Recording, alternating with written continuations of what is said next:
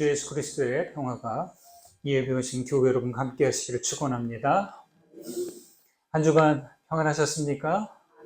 네, 감사합니다. 저는 종종 피제 산림욕장을 올라가 봅니다.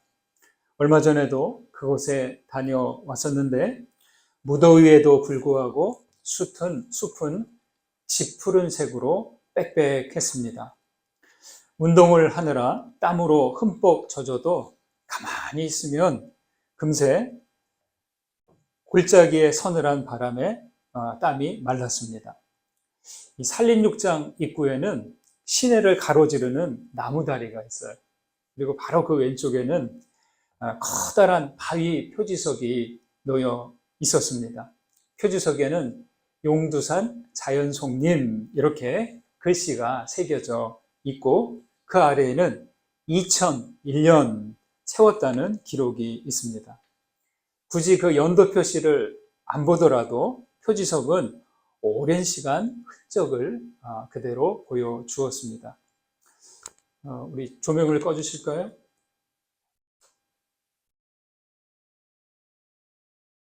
제가 말로만 하면은 다 안 될 것 같아서 사진을 이렇게 찍어왔습니다.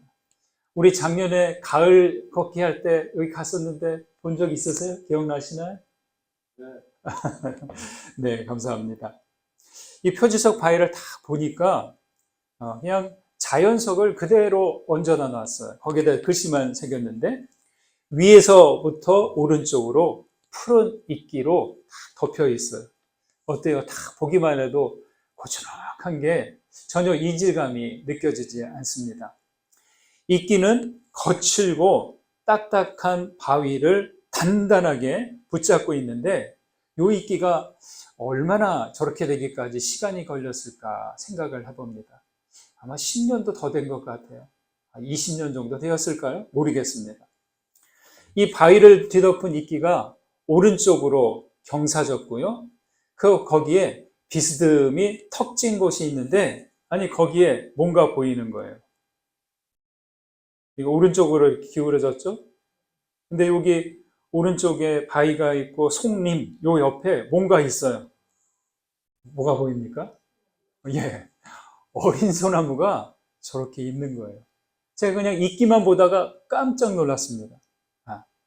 얼핏 보면 소나무 가지가 거기에 툭 떨어져서 걸쳐 있는 것처럼 보였는데 그 뿌리가 그 이끼와 바위 사이에 들어가 있는 것입니다. 그리고 그 뿌리 아래에는 두 개의 돌이 받쳐주고 있는 겁니다. 저 어린 소나무가 저절로 저기에 생겼을까요? 아니면 누가 저기에다가 이렇게 올려다 놓았을까요? 알 수 없습니다. 혹시 우리 강병옥 고사님께서 언제 올려다 놓으신 거 아닙니까? 예. 어떻게 여기에 소나무가 자리 잡은 것일까요? 비스듬한 곳에 있어서 조금 위태하게 보였지만 어린 소나무는 당당하게 살아있다는 거예요. 바위와 이끼와 어린 소나무는 서로 의지하고 붙잡아주는 그러한 조화를 보이고 있다는 겁니다. 바위는 자기를 뒤덮고 있는 이끼가 거추장스러울 텐데 아무 말이 없습니다. 이끼는 딱딱하고 울퉁불퉁한 바위를 불평하지 않습니다. 기댈 곳만 있어도 감사할 뿐이죠. 어린 소나무는 어떻습니까? 비스듬한 곳에 낙엽과 이끼와 흙먼지가 쌓인 곳이지만 그래도 뿌리를 내리고 지탱하고 있습니다. 바위와 이끼와 어린 소나무 그 모습에 저는 감탄하지 않을 수 없었습니다. 여러분 어떤가요? 이렇게 서로 기대고 의지하는 모습이 참 아름답지 않습니까? 생명은 이렇게 서로 곁을 내주고 기대고 받아주면서 어우러져 사는 것이죠. 그러나 이와 달리 우리 인간들의 모둠살이는 어떻습니까? 인간 사회는 그렇지 않습니다. 모여 사는 것 같아도 경계를 세우고 영역을 다툽니다. 조금의 틈도 허용하지 않고 이익을 위해서 철저하게 거리를 두고 매정하게 밀어냅니다. 멀리서 보면 그런 대로 조화를 이루고 사는 것 같지만 가까이 가보면 울타리가 있고 물과 기름처럼 분리된 것을 봅니다.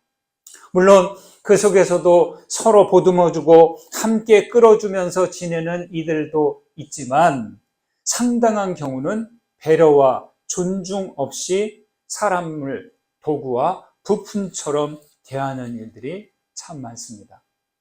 여러분, 이 세상에서 그리스도인으로 산다는 것은 무엇이고 교회는 어떤 역할을 해야 할까요? 예수 그리스도는 오셔서 구원의 반석, 피할 바위가 되어주셨습니다. 교회는 구원의 반석 위에 세워졌습니다. 예수께서 그랬듯이 교회는 사람들에게 피할 바위가 되어주어야 합니다. 누구도 배척하지 않고 용납하고 받아주고 붙들어주신 예수님과 같이 신앙인들은 이웃을 품어주고 용납하고 서로 지탱해주는 그런 관계가 되어야 하겠습니다. 우리 교회가 그리스도의 피할 바위가 된다면 좋겠습니다. 여러분, 여기에 모인 모두가 서로 품어주고 서로 붙들어주는 사랑의 공동체가 되시기를 주님의 이름으로 축원드립니다. 네, 사진을 이제 그만 보겠습니다.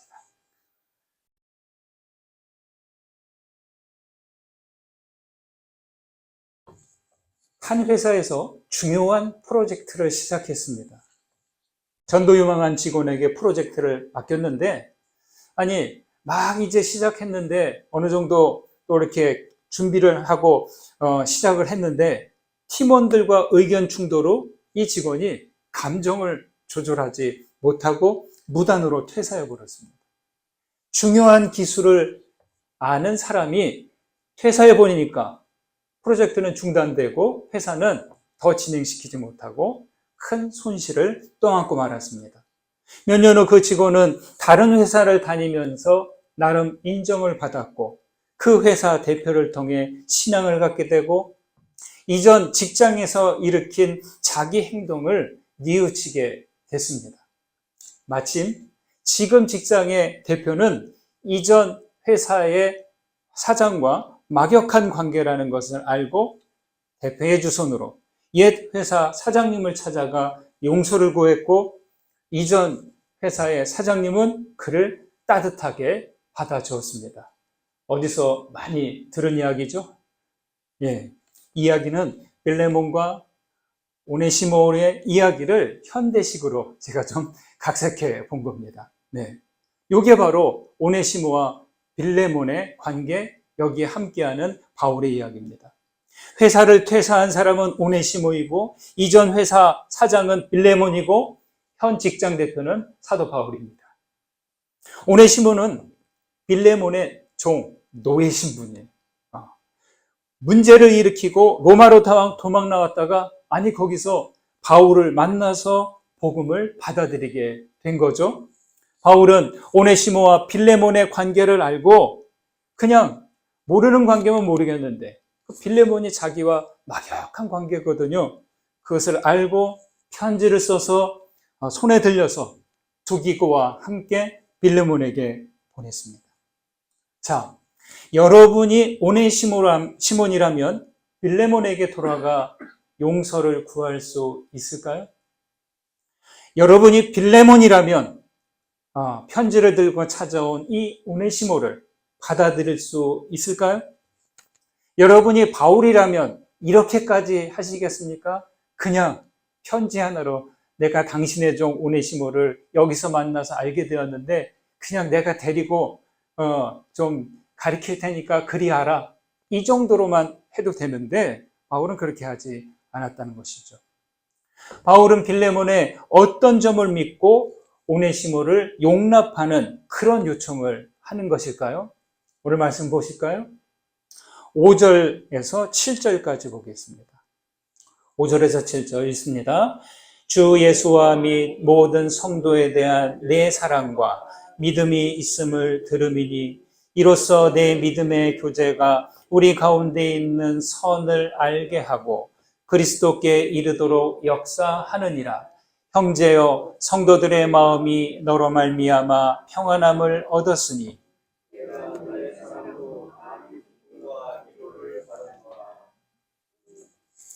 편지는 권위적이거나 일방적인 요구의 내용이 아니었습니다. 아주 깊은 신뢰와 사랑을 담아서 말합니다. 바울은 예수님과 성도들을 향한 빌레몬의 사랑과 믿음을 들었다고 합니다. 그의 믿음의 교제가 또 사람들로 하여금 선을 알게 하고 그리스도께 이르도록 역사한다, 움직인다라고 합니다. 여기서 우리는 빌레몬의 인격과 성품이 어떤지를 알 수 있습니다. 여러분, 우리 사람들은 저마다의 성격과 성품을 갖고 있습니다. 성품과 성격이 변할까요? 이게 평생 변하지 않는다는 거예요. 고유의 것입니다. 하지만 누군가와 함께 하려면 성품은 다듬어져야 하고 다듬어져야만 우리의 인격은 좋은 인격이 되는 거죠. 성품과 인격 이야기를 하는 것은 여기에 우리의 믿음과 복음이 담겨지기 때문입니다. 주님은 우리를 세상의 소금과 빛이라고 하셨는데 다듬어지지 않은 인격은 소금의 맛을 잃게 하고 빛을 가리게 됩니다. 명심해야 할 것은 여러분, 진리는 인격을 통해 전해진다는 사실입니다. 사람들은 우리가 믿는 그 믿음, 우리가 가진 믿음, 내 안에 계신 예수님, 하나님 안 보여요. 그거 아셔야 됩니다. 대신 우리의 성품과 인격만 보인다는 거예요. 아무리 내가 거룩하고 좀 가치 있는 뭔가를 가지고 있어도 그것을 믿고 그 믿음으로 산다고 해도 그게 사람들에게 잘 안 보인다는 거예요. 진실되고 정직해야 하고 겸손하고 온유한 성품으로 다듬어져야 합니다. 저는 저의 부친보다 먼저 신앙생활을 시작했습니다. 고등학교 시절에 우리 아버님을 전도하고 싶다. 그러니까 아버님 앞에서 복음을 막 이렇게 일일이 다 이야기하는 좀 그렇고, 여러분 아들이 아버님한테 막 복음 증거하기 그렇게 쉽습니까? 얼마나 어렵습니까? 청소년인데. 대신 아버님 이제 교회 예배에 저랑 같이 가시면 어떨까요? 아버님 기분 좋으실 때 눈치 있는 대로 살피다가 고민하고 머뭇거리다가 용기를 내어 말씀드렸는데 그러자 아버님은 단호하게 싫다고 하셨어요. 그리고 그 이유를 말씀하십니다. 사회생활을 하는 동안 만나는 사람들, 특히 거래처 대표들, 임원들을 만나는데 이분들이 다 하나같이 교회 임원들이래요. 집사권사 장로. 그런데 이분들에게서 좀 인격적이지 못한 그런 모습을 많이 보셨다는 거예요. 또 정직하지 못한 그런 모습들도 보셨다는 겁니다. 그러니까 아버님은 그리스도인이라고 하는 사람들에게서 예수님의 은혜와 사랑을 못 보신 거죠. 그러니까 이분들이 늘 생각이 나는 거예요.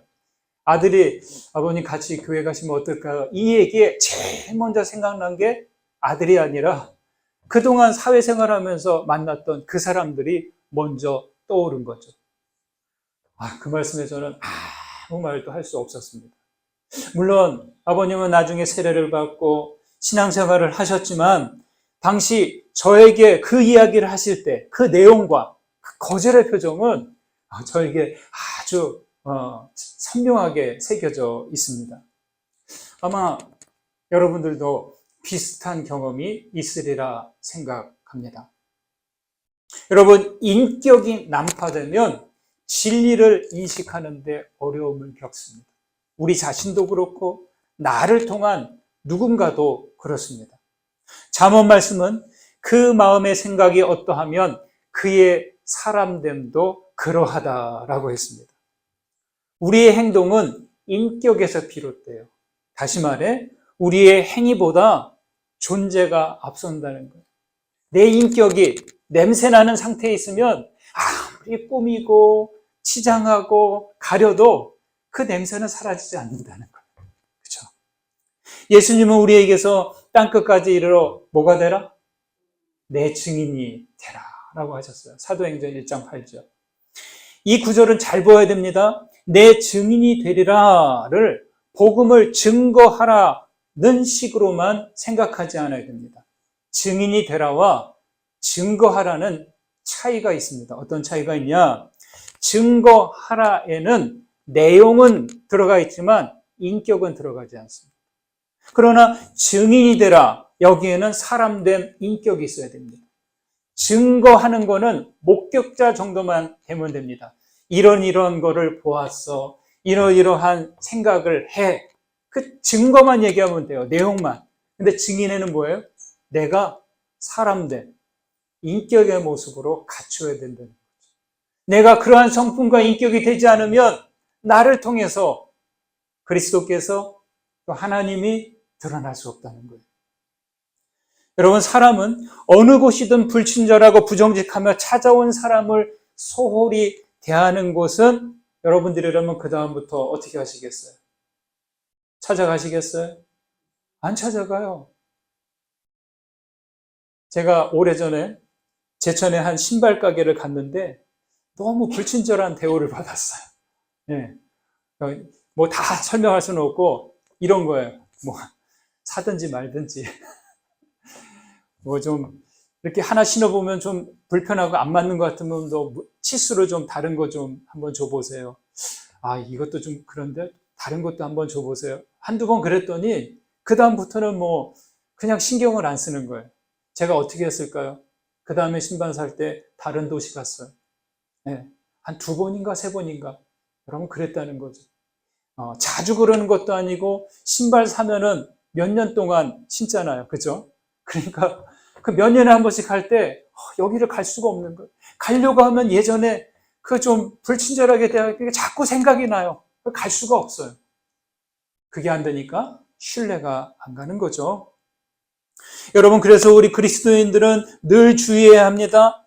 내 안에 그리스도께서 계시고 은혜와 진리가 있습니다. 나의 존재와 나의 인격은 나 한 사람에게만 해당되는 것이 아닙니다. 나의 성품과 인격이 신뢰를 주면 하나님께 영광이 되지만 내가 관계를 소홀히 한다면 진실된 믿음과 은혜와 진리도 가려지고 마는 것이죠. 우리가 서로를 통해 평안함을 얻고 여러분의 사랑으로 이웃들에게 기쁨과 위로가 되시기를 간절히 소망합니다. 그 다음 보실까요? 8절과 9절을 보시겠습니다. 8절 9절 읽습니다. 이러므로 내가 그리스도 안에서 아주 담대하게 내게 마땅한 일로 명할 수도 있으나 도리어 사랑으로서 간구하노라. 나이가 많은 나 바울은 지금 또 예수 그리스도를 위하여 갇힌 자 되어. 빌레몬서에는 개인에게 보낸 서신이지만 제자도, 용서, 사랑과 같은 보석 같은 내용들이 여기에 담겨져 있어요. 특히 노예를 주인과 동등한 위치에서 다룬다는 점은 당시 사회 제도에서, 당시 배경에서는 놀라운 발상이 듭니다. 바울은 노예 제도를 직접 비판하지는 않았지만 모든 차별을 뛰어넘는 복음의 정신을 말합니다. 갈라디아에서 말했죠. 너희는 유대인이나 헬라인이나 종이나 자유자나 남자나 여자나 다 그리스도 예수 안에서 하나이니라 라고 했습니다. 여러분, 이건 엄청난 사상이에요. 빌레몬서는 시작부터 그리스도 안에 그리스도를 말하고 있습니다. 한번 눈으로 따라와 보실래요? 1절. 그리스도 예수를 위하여 갇힌 자 된 바울은. 3절.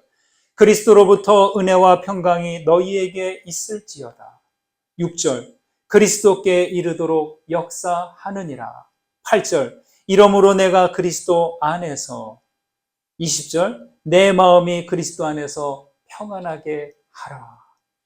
습관적으로 하는 말일까요? 그렇지 않습니다. 바울 사도의 서신을 읽다 보면 항상 그리스도 안에, 주 안에 이 말씀이 빠지지 않는다는 거예요. 길 위에서 일평생을 보낸 바울의 평생을 줄여보면 이거예요. 따라해 보실까요? 그리스도 안에서. 그럼 바울을 다 한 문장으로 줄이면 이거예요. 딱 두 단어. 그리스도 안에서. 바울은 예수를 만난 그 순간부터 마지막까지 앉으나 서나 자나깨나 그리스도 안에서 살아왔습니다. 그리스도 안에가 아니라면 바울은 아무것도 아니기 때문이죠. 예수의 복음은 구원의 기쁜 소식입니다. 아멘? 예. 어째서 구원의 기쁜 소식이 됩니까? 죄와 상처를 씻어내고 억압에서 자유케 하고 분열을 평화로 변화시키기 때문입니다. 인간의 탐욕과 욕망, 이데올로기와 사상을 벗어나기 때문이에요. 여러분, 우리가 팔, 다리가 움직이려면 어디서부터 시작할까요? 나의 팔과 다리가 저절로 움직여요? 어떻게 시작합니까? 머리에서 신호를 보내죠. 팔아 움직여라. 여기 잔을 들고 물 한 모금 마셔라. 이 신호를 보내야 내 팔과 다리가 움직이는 거죠. 이 신호가 내려가고 신경과 근육이 움직여서 팔다리가 움직이는 건데 나의 팔다리는 나의 머리와 연결되어 있기 때문입니다. 여러분, 그리스도 안에서여야 머리 대신 그리스도께 순종할 수 있는 거예요. 그리스도 안에서여야 내 믿음이 믿음답게 되는 거죠. 그리스도 안에서 이것은 믿음의 품질 보증 표시와도 같습니다. 아니, 보증 표시만이 아니라 은총과 구원, 은혜와 사랑, 예배와 봉사, 복음 증거 모두 그리스도 안에서일 때 유효합니다. 그리스도 예수 안에서가 아니라면 우리의 믿음은 아무런 힘을 쓰지 못할 것입니다. 그리스도 안에서가 아니라면 신앙의 모든 내용은 자기의만 드러내게 됩니다. 그리스도 안에서일 때 얻는 아주 강력한 것, 놀라운 은혜가 있습니다. 이게 뭘까요? 바로 그리스도 안에서는 창조주시며 영원하신 하나님과 연결된다는 거예요. 요한복음 1장에서 말합니다. 그 안에 생명이 있었으니 이 생명은 사람들의 빛이라. 영접하는 자, 곧 그 이름을 믿는 자들에게는 하나님의 자녀가 되는 권세를 주셨으니 이는 혈통으로나 육정으로나 사람의 뜻으로 나지 아니하고 오직 하나님께로부터 난 자들이니라. 말씀이 육신이 되어 우리 가운데 거하심에 우리가 그의 영광을 보니 아버지의 독생자의 영광이요 은혜와 진리가 충만하더라. 이렇게 말하죠. 여러분, 예수 믿음은 우리에게서 어떤 변화를 가져옵니까? 예수 믿음으로 우리의 영적 수준은 나르시시즘, 자아 도취에서 그리스도 안에서로 변화됩니다. 그리스도 안에 있을 때 예수 안에 생명이 우리에게 오는 거예요. 그 안에 있으므로 우리는 자녀됨의 특권을 얻습니다. 주 안에 있으므로 은혜와 진리를 충분히 공급받는 거죠. 우리는 지금 그리스도 안에 있습니까? 우리들 각각이 그리스도 안에서가 아니라면 신앙 공동체로, 예배 공동체로, 선교 공동체로 모일 수 없습니다. 나르시시즘의 신앙이 아닌 항상 그리스도 안에서의 신앙으로 거듭나시기를 주님의 이름으로 축원드립니다. 11절, 12절, 16절 이렇게 더 보겠습니다. 11절, 12절 먼저 있습니다. 그가 전에는 내게 무익하였으나 내게 그를 돌려 보내노니 그는 내 신복이라. 16절 이후로는 종과 같이 대하지 아니하고 종 이상으로 곧 사랑받는 형제로 둘 자라. 내게 특별히 그러하거든.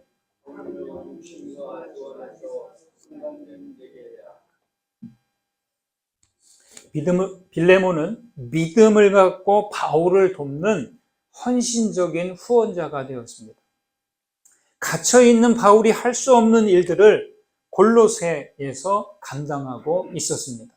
그런데 지금 문제를 일으키고 도망간 오네시모를 받아들일 수 있느냐, 용납할 수 있느냐, 그를 종이 아닌 형제로 대할 수 있느냐 요청을 받았습니다. 만약 여러분 빌레몬이 이 일로 여러분에게 어떻게 해야 될지 고민을 이야기한다면 여러분은 어떻게 이야기해 주시겠습니까? 이게 정말 우리 믿음의 실제적인 내용입니다. 하나님은 믿음을 가진 사람들을 그대로 두지 않습니다. 믿는 이들을 도전하고 자극해서 새로운 모습으로 변화되고 성숙하게 합니다. 그 도전과 자극이 우리를 불편하게 하기도 하고 때론 귀찮게 하기도 합니다. 이러한 자극과 도전이 있을 때 뒤로 물러서면, 회피하면 나의 믿음은 그 상태예요. 그러나 불편하고 좀 어려울지라도 그것을 받아들이고 믿음으로 따라갈 때 우리의 영적 수준은 그만큼 거듭나게 되는 것이죠. 바울은 그런데 일방적으로 강압적으로 요청하지 않습니다. 빌레몬의 사랑과 믿음에 호소하고 그리스도 안에서 사랑으로 부탁합니다. 만약 빌레몬이 수용하지 않는다면 그의 사랑과 믿음 그리고 그리스도 안에서 이 모습은 무력하게 되고 말 것입니다. 오네시모는 바울을 만나고 나서 유익한 사람이 되었고 바울의 신복이 되었다라고 합니다. 여러분의 성경에 주 표시가 되어 있죠. 번호나 기억 니은 이걸로. 이 신복 헬라어로 보니까 스플랑크논이라고 되어 있습니다. 이 스플랑크논 이 뜻이 뭐냐? 심장, 내장, 애타는 마음 이런 뜻입니다. 여러분 너무 힘든 신적인 고통이 있을 때 뭐라고 하세요? 애가 탄다. 이 애가 뭐예요? 창자 아닙니까? 우리의 내장이 애가 끊어지는, 창자가 끊어지는 고통, 이것만큼 힘든 게 없는 거죠. 네. 여러분, 바울은 오네시모를 감옥에 있을 때 갇힌 상태에서 복음으로 나았다고 합니다. 그러니까 나의 신복, 나를 가까이에서 돕는 내 심장과 같은 사람이 되었다고 이야기할 정도입니다. 바울이 오네시모와 함께 하려면 주인 빌레몬의 용서와 허락이 필요했던 것이죠. 그리고 그 다음엔 오네시모를 더 이상 종이 아닌 사랑받는 형제로 대할 수 있어야 합니다. 빌레몬이 오네시모를 용납하고 형제로 받아들였을까요? 여기엔 나오지 않지만 저는 빌레몬이 그렇게 했을 것이라고 믿습니다. 여러분, 어떻게 무익한 인생이 유익한 존재가 될 수 있을까요? 무엇이 우리를 심장과 애타는 마음, 스플랑크논의 관계로 만들고 종이 아닌 사랑받는 형제가 되게 하는 것일까요? 그것은 우리가 그리스도 안에서 사랑과 믿음이 있을 때 가능한 것이죠. 신학자 로빈 마이어스가 이렇게 말합니다. 인간 행복의 열쇠는 거래가 아니라 관계성이라는 점이다.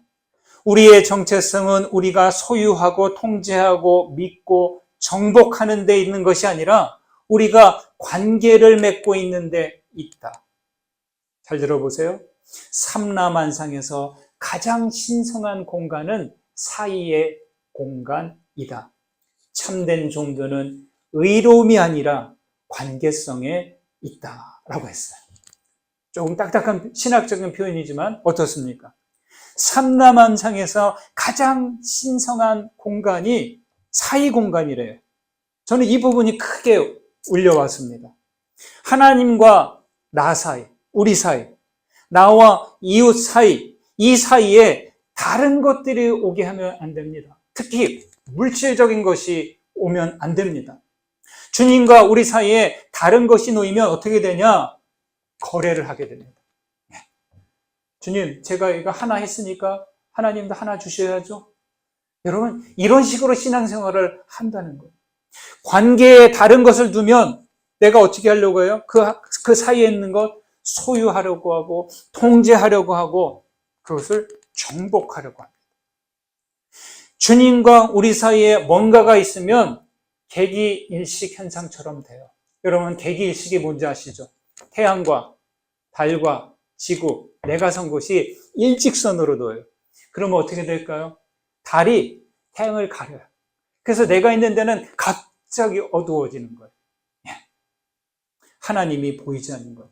하나님과 나 사이에 무언가 있으면 하나님이 아무리 보고 싶어도 안 보여요. 빛이신 하나님. 나와 이웃 사이에, 나와 가까이 있는 누군가 사이에 다른 것이 놓이면 그 사람이 안 보이는 거죠. 바울과 필레몬과 오네시모의 관계는 그리스도 안에서 사랑과 믿음으로 어떤 관계가 되었을까요? 신성한 관계가 되는 거죠. 우리도 하나님과 우리 사이, 나와 이웃 사이는 사랑과 믿음만이 있도록 해야 돼요. 여러분, 왜 사랑과 믿음만 있어야 될까요? 사랑과 믿음은 투명해서 하나님을 가리지 않아요. 사랑과 믿음은 하나님을 더 선명하게 보여줍니다. 사랑하는 여러분, 사랑과 믿음으로 하나님과 그리스도를 드러내십시오.